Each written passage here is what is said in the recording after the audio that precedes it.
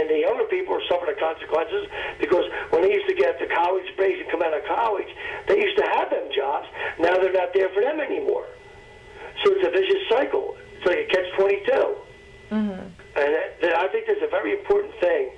These politicians in this country should realize. How we fix it, I don't know, but in some way it has to be fixed. But coming back to RCA and everything, that place was a great place. Everything was good about it, and the whole time I've been there, I have no complaints. And I'm happy to have a job right now. I really am. And and I just hope that it can continue and and my day. People, so I was one generation, another generation comes in, another generation. My father I took his generation. His father worked there. His generations, the grandfathers, fathers, and the factory work's not there no more. And this is good factory work. It's technology factory work. A lot of it's going overseas. A lot of it, Japan, these other countries are taking it because they're, they work 60 hours a week or whatever. And, it's scary for the United States. I'm worried for this country and the future of my grandchildren and my children that are struggling to get jobs. I do have one daughter that's doing good. I have another daughter that's not doing good. So, I mean, it's like I said, it's a catch-22 when it comes in that. And I think more people want to know that, and Obama should know that. He promised the middle-class people that he would help us and try to, we're the backbone of the country because we're the ones that work 40-plus hours a week for our whole lives, The rich get richer, the poor get poorer. How do you solve that problem? I will never know. That's what they have them think tanks in Virginia and other places for, to figure out them kind of problems. And these economists and all these other big shots that they hire to try to figure out the problem. And it's a tough problem. And like I said, I might be one of the ones that when Social Security time comes, I might only be collected for a short period of time. If I do even collect it at 55, you don't collect it at 55, but when my time comes, and they keep on upping it. So but getting back to RCA, great place. I love it. It was the best. I had the best times of my life. RCA, I'm saying, the best times. It was a great place. Everything was going good then. It was in the 70s and the 80s were great there. And my father, he could tell you if he was alive today, the 50s and 60s were great for him, and the early 70s were great for him. And in the 80s, when he retired, 87. And everybody you talk to that went through them times, it seemed like the money was there, the economy was going good, people were spending money, and it was great. I guess maybe we're spending too much and didn't realize what was going to happen in the long run. But RCA was a great place to work for, and I'll never regret working for RCA. What were your relationships with your coworkers like at RCA? Oh, all of us, great relationship. Ron McHugh and all them guys, love them. Great relationship. All those guys stick together. We all, we're always together. We talk about this kind of stuff. We have a very good relationship. We really do. Were there a variety of ethnic groups when you worked at RCA? Excuse me, what do you mean by it? Were there a variety of ethnic groups? What were the demographics sure, like? Sure there was. And we all got along. We really did. Everybody got along. Now I think it's a little more, I don't know, it was better, I tell you, you wouldn't think it, but it was better back in the 70s and 80s than it is right now. I think because the ethnic groups, some of the ethnic groups, or some of them are maybe better knowledgeable, better trained, and they don't mind working as many hours as you give them. You know what I'm saying? And some of the older people are jealous, but that's a new generation coming in. But there is different groups coming in. You got the Chinese, you got the Japanese, you got the Indians and this and that, which are all smart. Not putting them down. They're very, very smart and stuff. And they're coming in, and some of the people that have been there for years, some of the old engineers that they're pushed out and stuff like that. I think they have a little I don't know, I guess grudge against them, I guess is the best thing to say. But they are good, a lot of them. And, I know a lot of them. I'm friendly with some of them. And there's some of them that are arrogant, just like anybody would be arrogant. I mean, of all races or whatever. I don't put nobody down. I'm not a prejudiced person, whatever. I treat a person how they treat me. And I guess it's time time for our company to, like I said, it's a new generation moving in, and the older ones slowly moving out. But the ones that don't, they want to get them out. They don't want to go out because they're afraid, and that's, I think, this whole country's that way. I go to Wawa in the morning, and I talk to people, truck drivers. I talk to factory workers, truck drivers.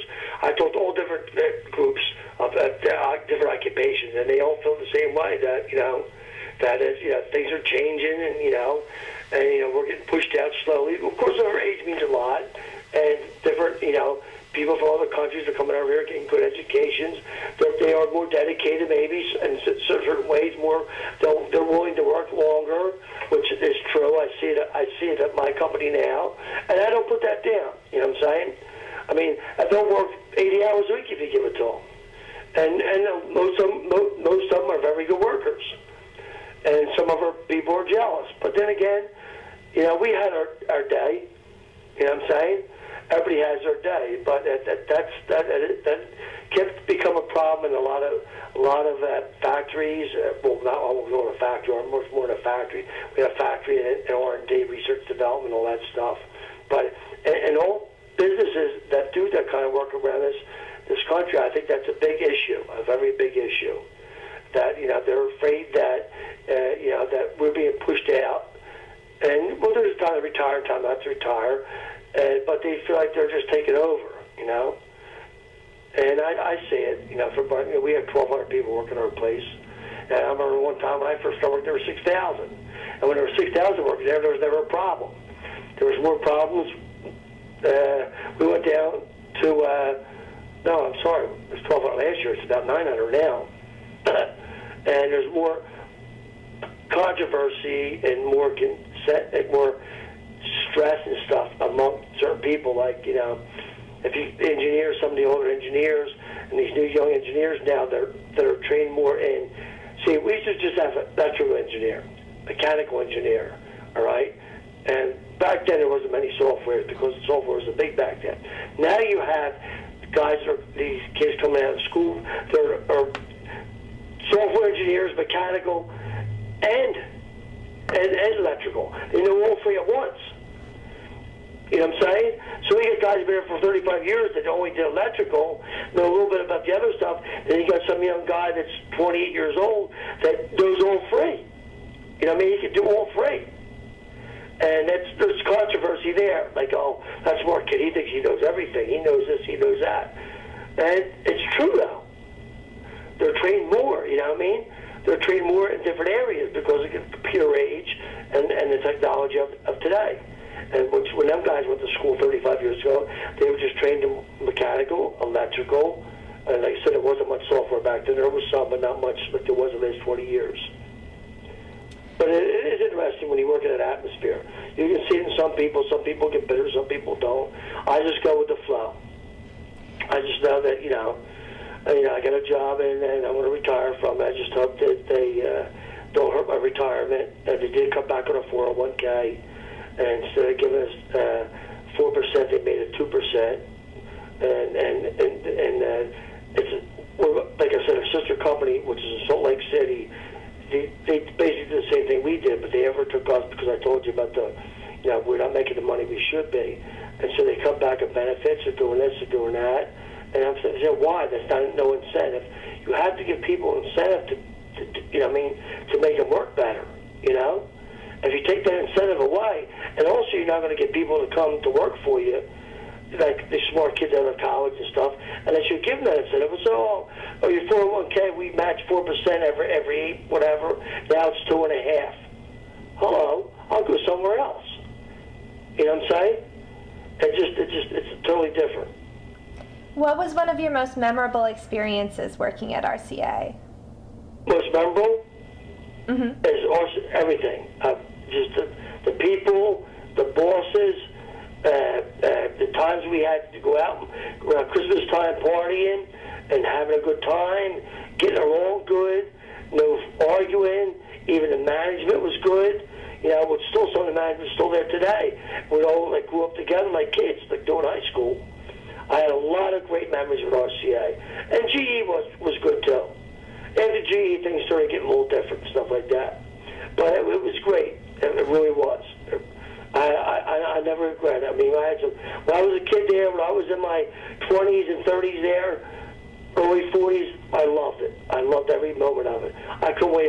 can't wait to go to work. Now, I mean, do I like it? Yeah. It's probably still better than a lot of jobs. The money's there. The money is very good. But then again, I earned it over the years, too, from my experiences, too. When they still hire, they hired a few people here and there, some younger people, and they hired at a good wage. And as they teach them and they school you there, they certify you there, and then if you prove yourself, they will give you more money if it's 6 months or a year, whatever it takes. It's cool how fast you progress. Because there's so much to learn, that's what it is. A lot to learn, really. There is a lot of like electrical, mechanical, and all kinds of stuff to learn. My job, I wasn't in that field. I was more in the material end of it, you know what I mean? So, but I've been all over the floor, worked all over the floor, did everything. You know what I mean, when it comes to working with different people.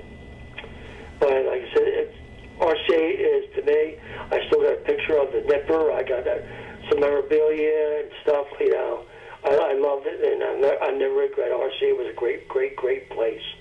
So you can put that on record that RCA was great. It really was. It was a fun place to work back then. We used to have so much fun. It was incredible. And my father, if he was alive today, he would tell you the same thing. Well, thank you very much for agreeing to be interviewed. Before I turn off the recorder, is there anything else you would like to share about your experiences at RCA? Not really. It's just that, good people. They were a good company at that time to work for. They just said technology overtook them, the same thing. But they were a great company. RCA was a very, very great company. And we all know back, even before I worked there, how popular they were with TVs and everything. They used to have a family store. You could take out, when you had your paycheck and buy a new TV, buy this, buy that. They were very good to the people. They really were. They were very good. They had a lot of things you could do there to help you out, in different ways. They were. RCA, I would have to give, if I have to give from A to a B, RCA was an A. Great. Thank you very much. A to an F, I'm sorry, excuse me. An F, I know A to a B. An A to an F, RCA was an A company to work for back then. In fact, everybody wanted to work for it. All my friends used to beg me. That's another thing I wanted. All my friends used to beg me, can you get me in? Can you get me in? I said, well, let you know somebody, and family or this or that. Back then was a family-oriented thing or a union-oriented thing. But, people used to beg me to get it back in the 70s. I'm telling you, used to beg me, please give me a job there, please. A few I did. Well, I did, my father did. They didn't last long because they took advantage of it, but it was a great place to work for, and I'll never regret it to the day I die. Great. Thank you very much. And you're welcome, too. Thank you for calling me.